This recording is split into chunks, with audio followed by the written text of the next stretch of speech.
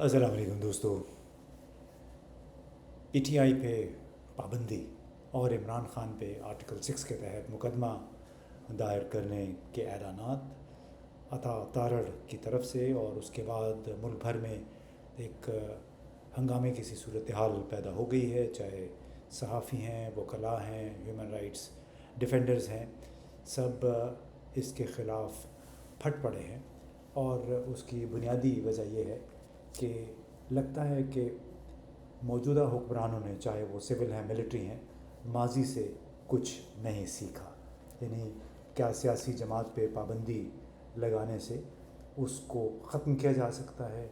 लोग उसके जो चाहने वाले हैं, उसको फॉलो करने वाले हैं, वो अपनी मोहब्बत उनकी क्या ख़त्म हो जाएगी उस जमात के लिए?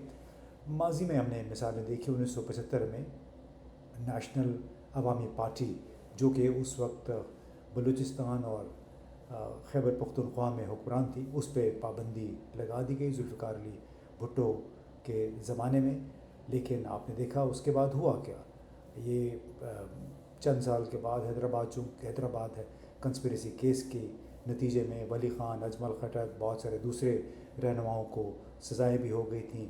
लेकिन 1988-89 में ये तमाम लोग काबुल से वापस आए और उन्होंने फिर अवामी नेशनल पार्टी तश्कील दी, जो कि नवाज़ शरीफ और इनके दूसरे साथियों की बेहतरीन इत्तेहादी बनी। हुकूमत के लिए मरकज़ की सतह पे, सूबाई सतह पे दोनों जमातों ने फिर बड़ा एक दूसरे के साथ ताउन भी किया। इसी तरह 1970-71 में अवामी लीग पे जनरल याह्या ख़ान ने पाबंदी लगाई थी। लेकिन आपने देखा कि अवामी लीग न सिर्फ सरवाइव किया उसने बल्कि अब बांग्लादेश बना मशरक़ी पाकिस्तान से, और उसी अवामी लीग के बानी की बेटी आज भी बांग्लादेश की वज़ीर आज़म हैं।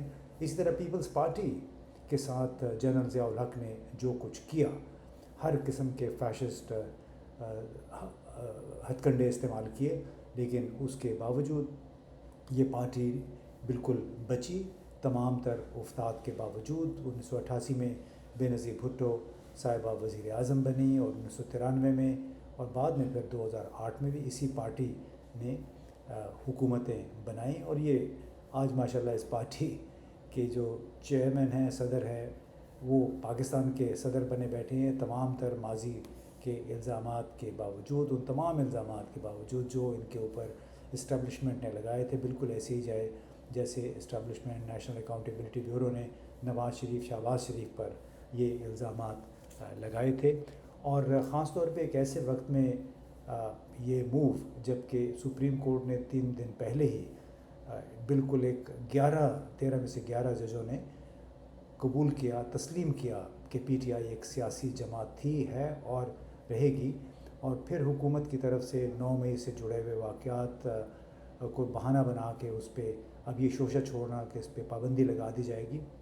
मेरा ख़्याल है एक तरफ अवामी राय की तज़लील है, दूसरी तरफ आइन और कानून से दगा है, और तीसरा जो पार्लियामेंट है, पार्लियामेंट के साथ भी जो पार्लिमानी निज़ाम है उससे भी एक गद्दारी के मुतरादिफ़ है।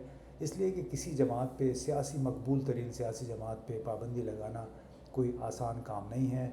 अगर तो इस हवाले से हुकूमत ये मूव चलती है तो इसको एक डिक्लेरेशन जारी करनी पड़ेगी कि, और ये साबित करना पड़ेगा कि ये जमात इंतशार में, दहशतगर्दी में मसरूफ़ है और किसी गैर मुल्की क़ुव्वत के ईमा पे मुल्क में इंतशार फैला रही है।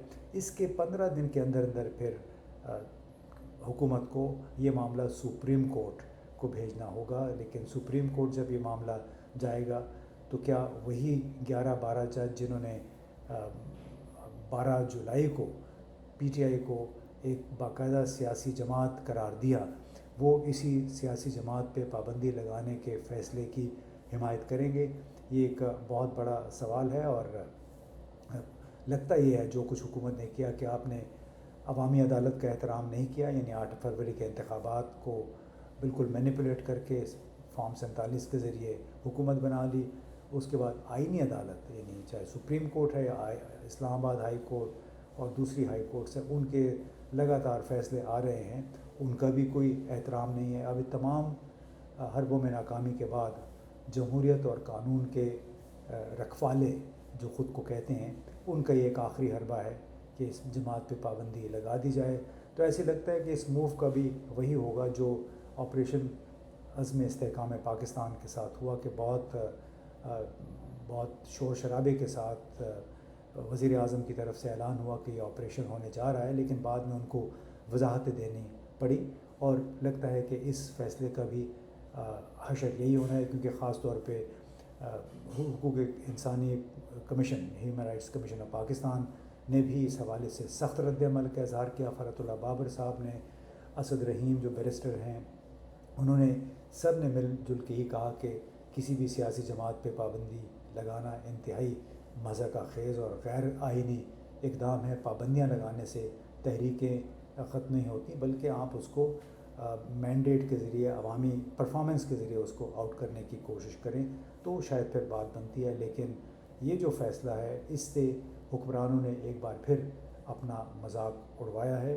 اور لگتا یہ ہے کہ انہوں نے ماضی سے، چاہے عوامی لیگ تھی، چاہے پیپلز پارٹی کے ساتھ جو سلوک ہوا، یا پھر نیشنل عوامی پارٹی یعنی نیپ جو کہ اس وقت عوامی نیشنل پارٹی ہے، اس کے ساتھ جو کچھ کیا گیا اس سے کوئی سبق نہیں سیکھا. معلوم نہیں یہ لوگ پاکستان کو کہاں لے جانا چاہتے ہیں، آخر چاہتے کیا ہیں.